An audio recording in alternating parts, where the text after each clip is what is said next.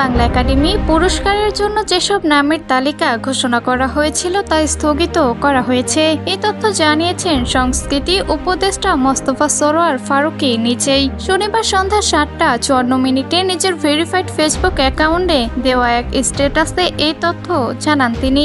স্ট্যাটাসে সংস্কৃতি উপদেষ্টা লেখেন, বাংলা একাডেমি পুরস্কারের জন্য ঘোষিত নামের তালিকা স্থগিত করা হয়েছে। পাশাপাশি এটাও বলা প্রয়োজন যে আজব নীতিমালা এই ধরনের উদ্ভট এবং কোটারি পুরস্কারের সুযোগ করে দেয়, সেগুলো দ্রুত রিভিউ করা আমাদের প্রথম কাজ। পাশাপাশি বাংলা একাডেমি কিভাবে পরিচালিত হবে, কোন সব নীতিতে চলবে, এসব কিছুই দেখতে হবে।